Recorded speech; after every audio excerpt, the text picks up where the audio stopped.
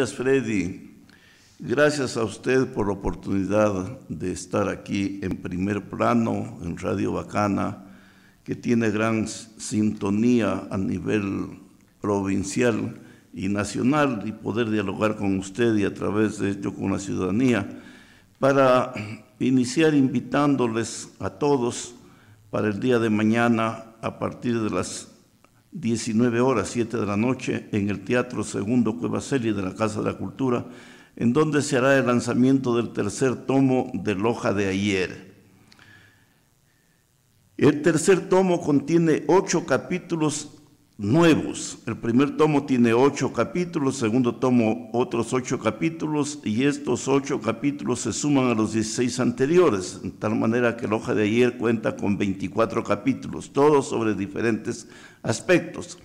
El primer capítulo del tomo 3 me refiero a los servicios básicos, agua potable. Hago relación que en Loja no había el servicio de agua potable en los domicilios, habían los grifos en las esquinas.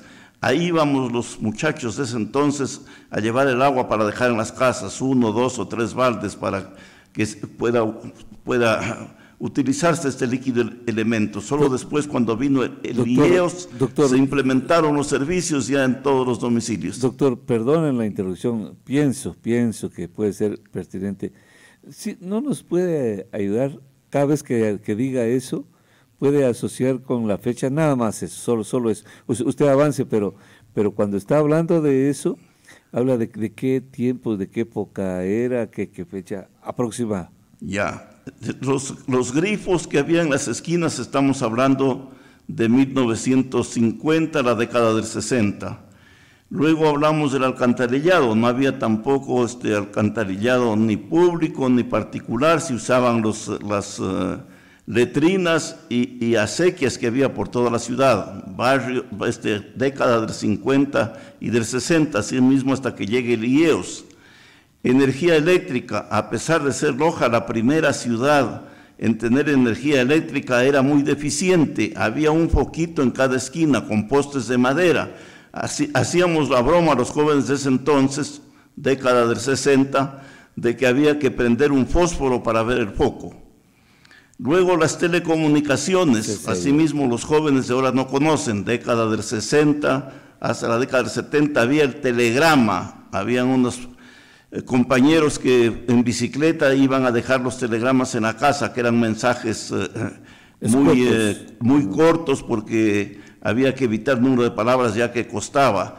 Luego vino el fax, ya en la década del 80, que tampoco conocen ahora ya los jóvenes porque se ha perdido.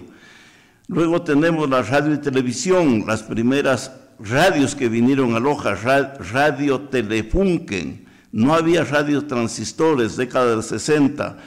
En cada familia solo había un radio Telefunken, en el que se oían las noticias, los deportes y las novelas. Se peleaban todos.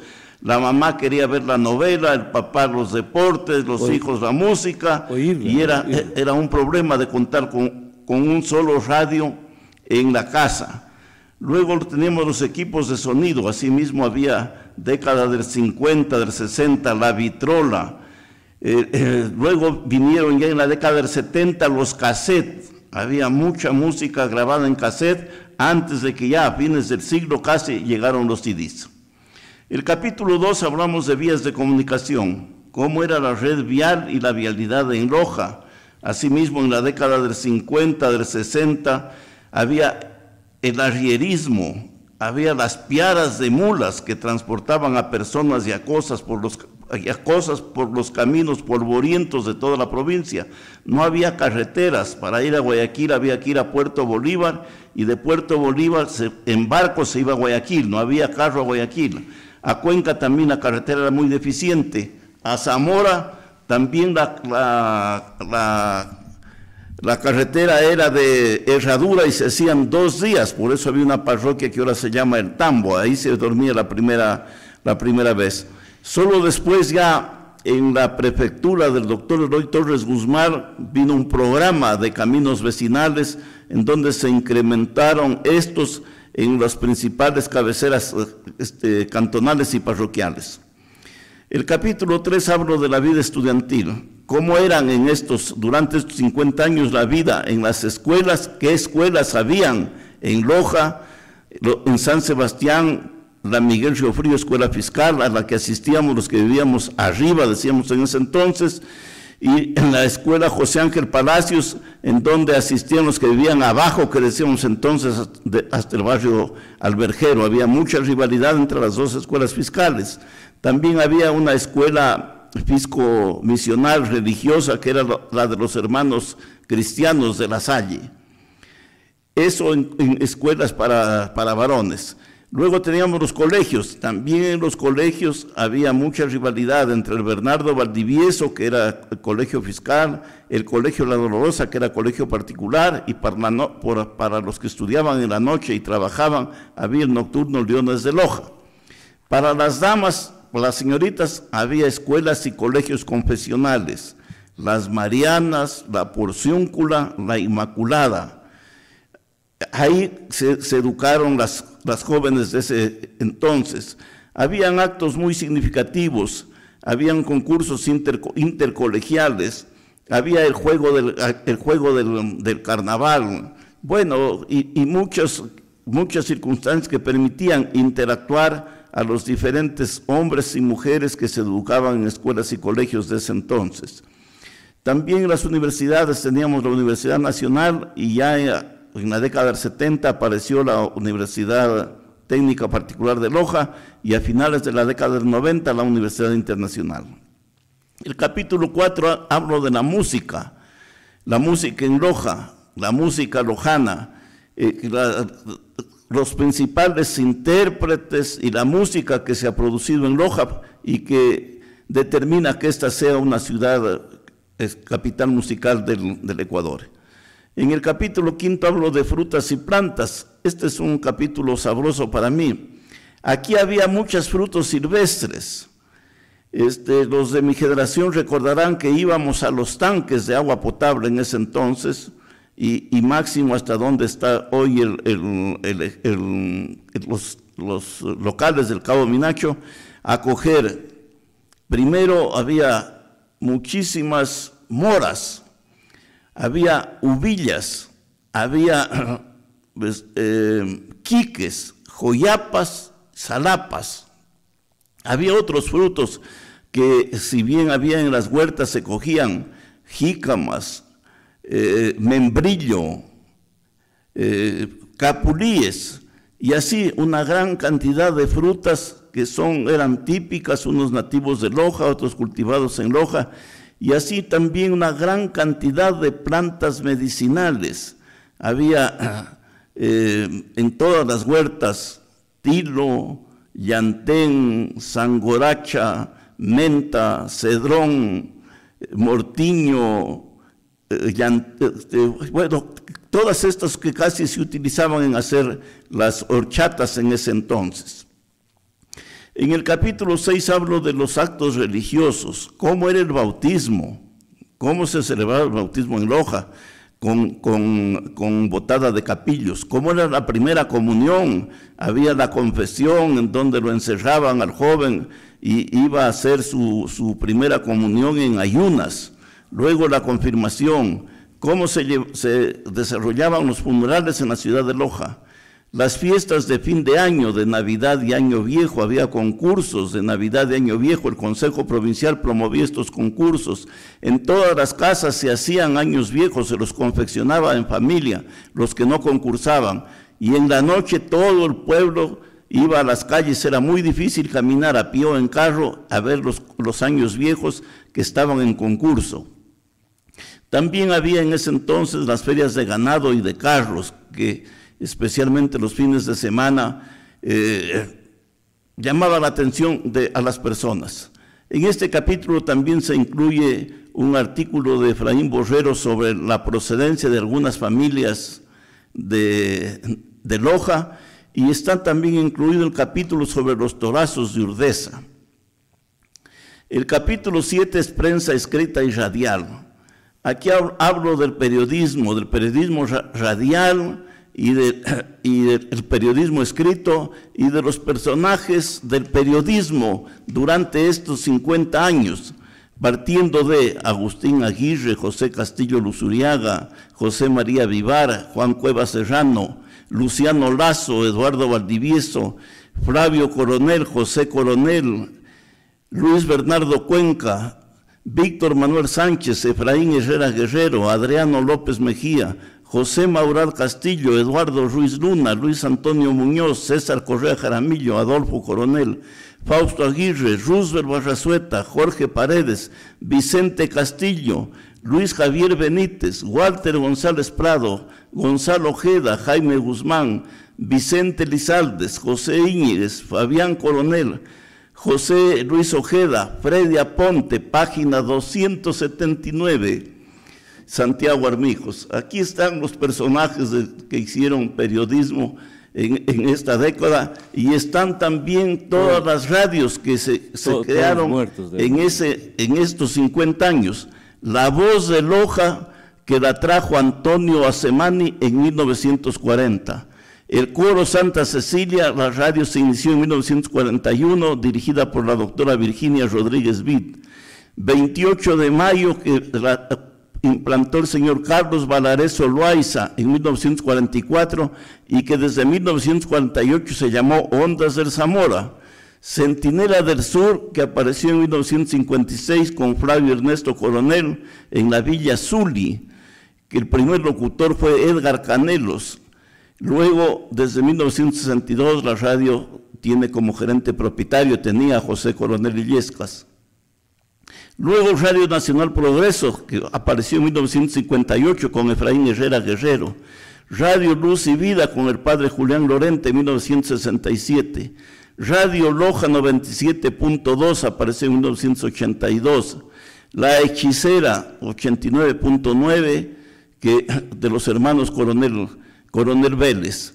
Y así todas las radios que hubieron durante estos 50 años. Luego, en el capítulo 8 se refiere a lugares típicos de Loja: el cementerio municipal y el Día de los Difuntos. Las piscinas municipales, no sé si a usted le comentaron que junto al estadio había una piscina municipal en donde el que cuidaba era un señor Chafino Jiménez de Cariamanga, que no sabía nadar, pero sin embargo salvaba a los que se ahogaban. Los miradores de Loja, Loja tiene muchos miradores, las lagunas del Compadre, la biodiversidad, caza y pesca. En ese entonces también íbamos a cazar por los alrededores de Loja, palomas, conejos, chontos, etcétera. Y por último, los salones del valle y la comida típica. Son 8 capítulos que tiene este tercer tomo, que pongo a consideración de la ciudadanía, y que espero que tengan la gentileza de acudir al acto de lanzamiento el día de mañana en el Teatro Segundo Cuevaceli, antes Teatro El Dorado, y que puedan adquirir esta obra que se va a vender al ingreso del teatro. Querido doctor, a ver, ¿cuántos capítulos son? 8. No, total de la obra, de este tomo, perdón. ¿Cuántos capítulos? Le decía que ¿cuántos capítulos tiene la obra? 8 capítulos tiene el tercer tomo. Ya, el tercer tomo. Ya. 450 páginas. Ya, muy bien. Lástima, hubiese deseado ir tomo por tomo, es decir, perdón, capítulo por capítulo, porque, por ejemplo, en el primero me interesaba mucho las fechas. Son muy importantes. Bueno, no es para mí. Por ejemplo, usted hablaba del IOS. ¿En qué gobierno fue eso? ¿En qué gobierno asoma el IEOS? ¿Cómo es? Instituto Ecuatoriano de Obras Sanitarias. Instituto Ecuatoriano de Obras Sanitarias. Entonces ellos comenzaron a abrir la ciudad, que la gente se molestaba mucho, para arreglar el alcantarillado, poner servicios de agua potable con instalaciones domiciliarias e instalar medidores en cada una de las casas, que antes no había, como le digo yo. Estamos hablando de la década del 70. y la gente se molestaba porque le iban a hacer una obra de higiene, una obra de salubridad, una obra de salud que iba a mejorar la salud de las personas, pero la gente se molestaba. ¿Usted recuerda ahí qué alcalde estaría y qué gobierno? Sería importante qué alcalde y a qué, ver, qué era en gobierno. tiempo de la alcaldía de Rubén Ortega. Solo permítame un segundo. Hay una persona en la línea. Buenos días, le escuchamos. Adelante, 725-400. Hay algo que hay a veces no entiendo.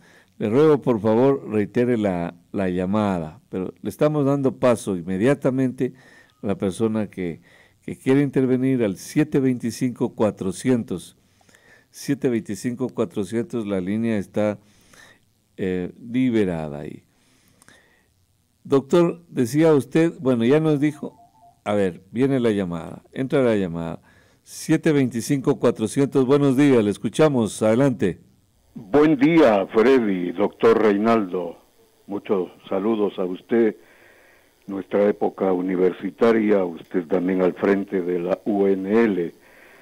A manera de una pequeña broma, doctor, mientras usted estaba en el rectorado, tenemos idea, nos viene a la mente, estaba escribiendo toda esa historia de Loja muy bonita. Y de manera particular me emocionó el que haya citado también mi nombre ahí en uno de los capítulos. Freddy, también felicitaciones por esa trayectoria en el campo del periodismo lojano. Doctor, bonitas ideas también de que había que prender un fósforo para ver el foco. Salvaba a los que se ahogaban sin saber nadar. Cosas bonitas, ¿no? Felicitaciones, doctor. Vicente Elizalde le saluda. Buen día. Gracias, Vicente. Lo escuchamos mucho en la radio y está usted citado también porque era un locutor que tenía mucha acogida y muchos fans, como dicen ahora. Sí, pero hay que ser serios, doctor. Hay que ser serios. ¿Cómo hacer que no sabía nadar, pero salvaba a los que se ahogaban? Les botaba una soga para que se cojan de la soga y ahí los salvaba. Exactamente, iba a decir, o les echaba lazo, como se hace en el mundo de la ganadería, echarle un lazo ahí para que se cojan. Y eso de prender el fósforo para que se vea el foco, créame que no ha cambiado mucho. Créame que no ha cambiado mucho. Con alguien comenté ayer de un barrio que estaba con unas lámparas del sector público, de alumbrado público, que eran completamente opacas. O sea, mira, fíjese qué coincidencia que usted trae a esto. Pero si hay lámparas de alumbrado público que son igual que el tiempo de la caverna. ¿De qué año está hablando usted? ¿Del 60, 50? 60, 70. 60, pero recuerde 70. Usted, Freddy, ahora los jóvenes, que con la regeneración urbana, si bien se eliminaron todos los alambres que había en las calles, el alumbrado de las calles era mejor que el que actualmente tenemos, luego de la regeneración, con estas lámparas que han puesto, que son bastante oscuras. Ya ve, ahí está, doctor, ya ve, ahí está. Le están diciendo clarísimo ahí, pero si viene alguien y les dice, no, eso no puede ser así. Están diciendo hay cosas que eran igual o peores ahora. Es ahora, hay cosas que no han cambiado. Pues este es un manjar, esta historia que usted está revisando, doctor. Sí, pero eso lo pondremos ya en la Loja de hoy, Freddy. Ya, sí. Se viene el libro de la Loja de hoy, luego de este tercer tomo de Loja de ayer. Doctor, pero revisemos, ¿qué gobierno estaba ahí en la alcaldía del doctor Rubén Ortega? A ver, Freddy, si usted me ayuda. Si en revisamos, 1970... Entonces estaba el gobierno revolucionario del señor general Guillermo Rodríguez Lara. O sea, estamos hablando de la dictadura. Estamos hablando de la dictadura. Lara. Claro, la fecha dice que había dictadura ahí. 725-400, buenos días, le escuchamos, adelante. Buenos días, doctor. Aponte para hacerle un recuento al doctor que está en el panel. El doctor Reinaldo Valares García. El doctor Valares. ¿Verdad? Yo soy nacido en el año de 1946. 40. ¿Y todavía se acuerda? Imagínese cuándo nació este. Tengo 76 años ya. ¿Ya? Y yo me acuerdo, ¿verdad, doctor, para hacerle una pequeña recuento? Nosotros teníamos que ver, y lo que sí había, al frente de la Sociedad Obreros de Loja, había ahí, que era del municipio, íbamos a traer la agua. Y ahí habían pozos de agua. En San Francisco había un pozo, en el convento de San Francisco. En el señor, tal vez haya oído nombrar al doctor Almero Carrillo. Él tenía donde es la casa de los Mormón, todo eso, testigos de la Colón, pasando el río por donde los tenía la tapicería de Carumo. Lo del doctor Rubén Ortega, él hizo el cambio de la tubería del agua potable y del alcantarillado, y hizo el asfaltado que hasta ahora dura ya más de como 50 años que viene el asfaltado que hizo el doctor Rubén Ortega, que hizo un buen trabajo. Más antes el que era alcalde, creo que el doctor Alfredo Moro Reyes, que fue alcalde el señor Ordeón, ¿cómo se llamaba? Pero bueno, José Manuel, pongámosle. Todo doctor, abreviemos, amigo, abreviemos. Ya le abrevio. Muy bien. Había el del periódico del doctor Gómez, el Crisol, que tenía en la calle Colón el 18 de noviembre en Sucre. El volante el periódico, el volante de los choferes de Loja, el sindicato de choferes. Después la opinión del sur. Oiga, había una radio centenaria de un señor Cayón, también, que puso una emisora, no me acuerdo si se llamaba el Cuarto Centenario. Bueno, tengo para acordarme muchas cosas para no perder el tiempo.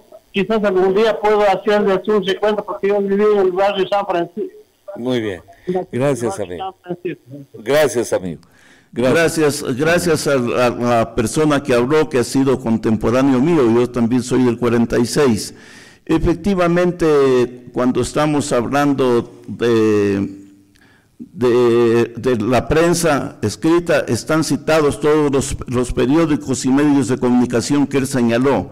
No solamente están los periódicos que eran permanentes, sino los que tuvieron periódicos y revistas a veces una sola edición o ediciones fugaces de 2 o 3 números. Todo está citado en el libro, pero es difícil que en un espacio como este yo pueda relatar. A grandes rasgos decimos que no más contiene el libro, pero todo lo que ha dicho él está en el libro. Sí. Doctor, permítame solo un paréntesis ahí rápido, porque de repente hay emergencia en la vía Zamora. Un amigo dice que en la vía Loja-Zamora, viceversa, dice: conduzcan con precaución. En este momento me encuentro en el sector El Limón, en la salida de Zamora a Loja. Todo es incierto, dice.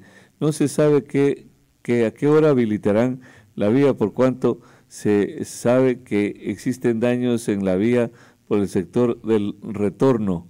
No, según las fotografías que envían otros que están en este sector, él está en la vía casi en el sector de Zamora, pero otros están que van de Loja a Zamora.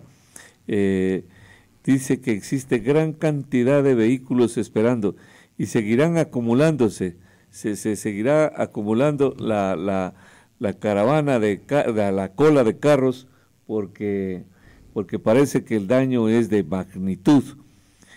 Pero sí sería bueno que tengamos alguna información oficial desde el EMETOF o el ECU, si tenemos ya la información.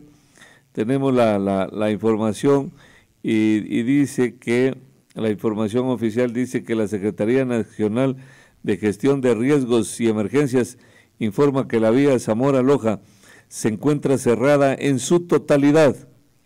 El tránsito vehicular por deslizamiento de tierra en los sectores El Tambo, El Retorno y Velo de Novia, personal del EMETOP Zamora se encuentra en el sitio realizando labores de limpieza y habilitación de la vía. Pero no dice un tiempo aproximado de cuándo se podría calcular que se rehabilite la vía, querido amigo, allá en Zamora.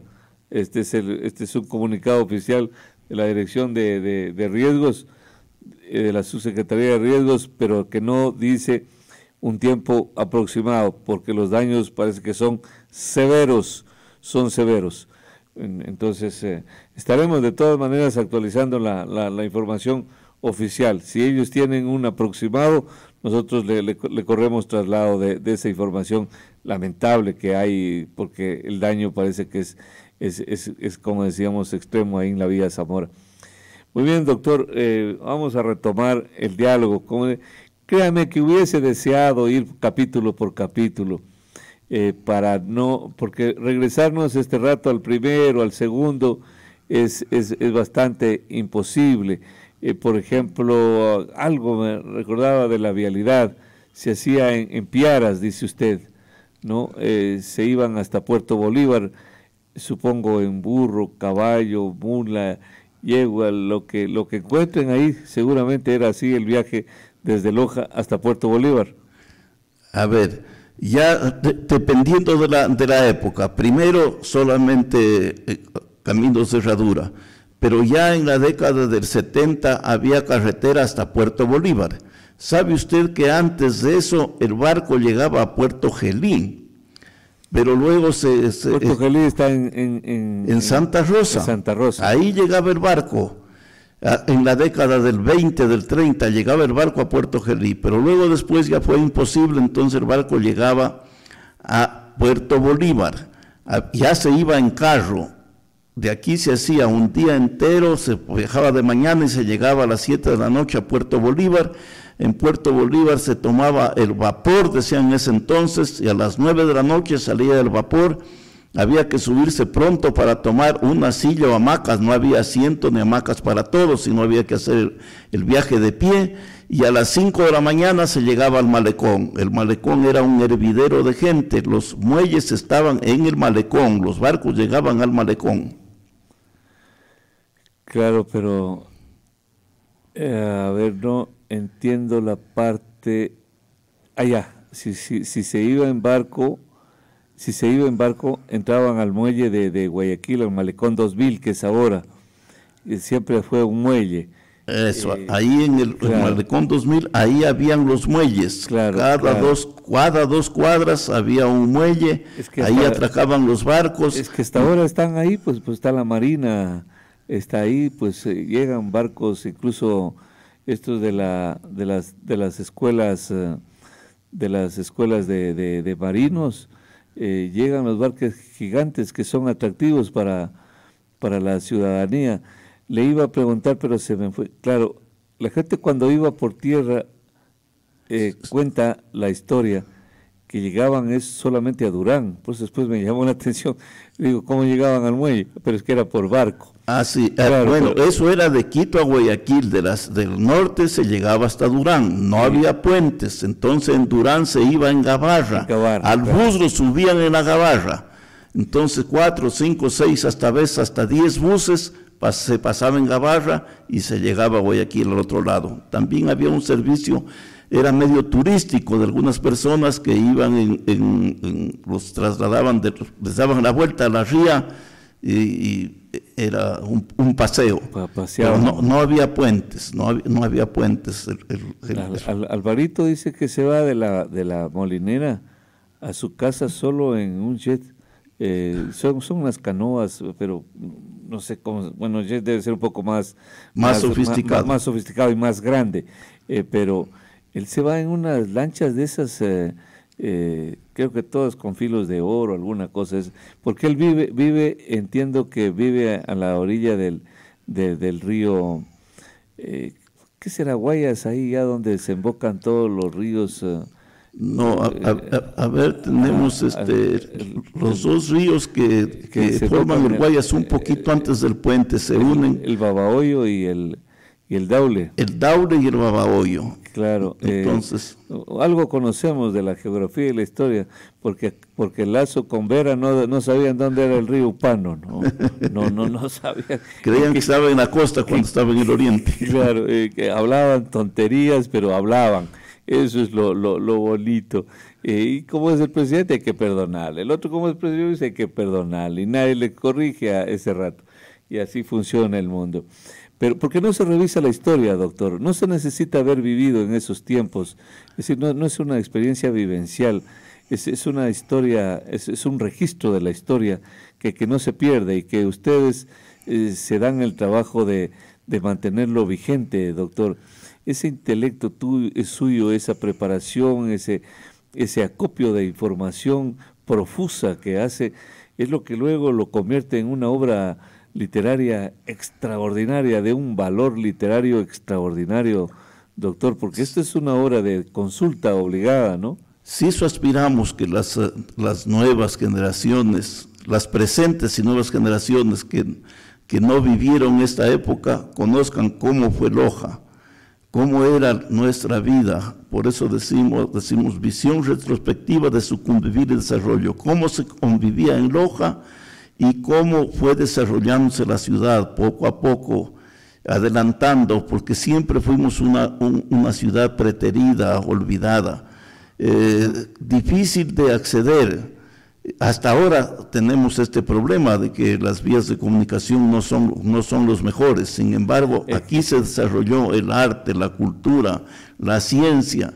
Parece que esto de estar nosotros, como decía Benjamín Carrión, en el último rincón del mundo, determinó que las personas desarrollen su intelectualidad. Y se dice también que el índice cultural de los lojanos es bastante elevado. Permítame, doctor, hay otra llamada, 725-400, de hecho, la última. Buenos días, le escuchamos, adelante. Doctor, tenga la verdad, disculpe que tal vez se salga del tema.